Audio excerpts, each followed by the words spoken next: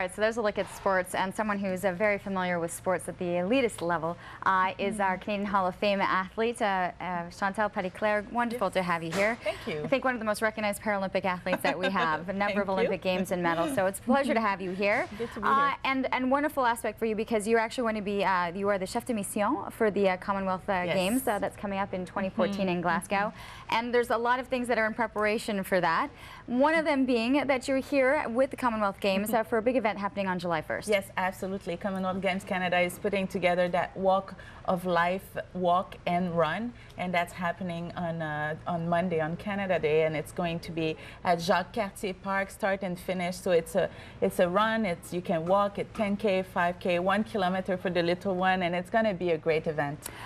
It's a great aspect. You'll probably see some Commonwealth athletes coming together. I think there's going to be over 200 of them that delegation coming through.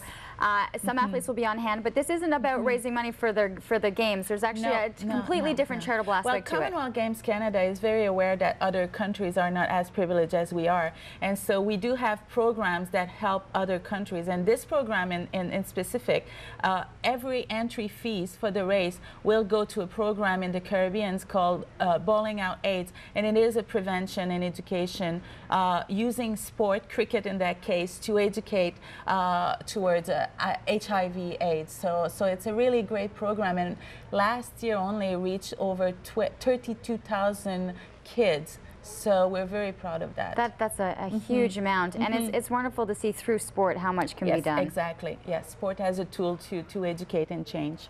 That's happening on the 1st, so people are able to register right through until around 7:30 that morning. And you know, we're hoping for 1,000 people, and we're getting there, so it's going to be a great day, all-day activities, and we're going to have you know, makeup and painting for kids, and it's just going to be good. Very patriotic, as you hope it would be for Canada Day, and in that maybe starting to build that excitement towards the Commonwealth Games. So this for you, and I should say congratulations, because this is the first time that a Paralympic athlete has taken over for the mainstream to take that position. It is, and it is very actually it really shows Canada has always been very open-minded towards Paralympic athletes, and Commonwealth Games Canada has always been very inclusive. I was a flag bearer for a Canadian team during Commonwealth Games, and now being chef de mission, it's really exciting, and really what it tells is that a Paralympic athlete can represent Olympic and Paralympic athletes just the same. So I'm very proud of that. Well, it's wonderful to see. How are you now in terms of getting and looking at these athletes, seeing Glasgow come together, seeing the facilities? There's a lot of work ahead in this next year. There is a lot of work. It's been an amazing experience for me as a former athlete, but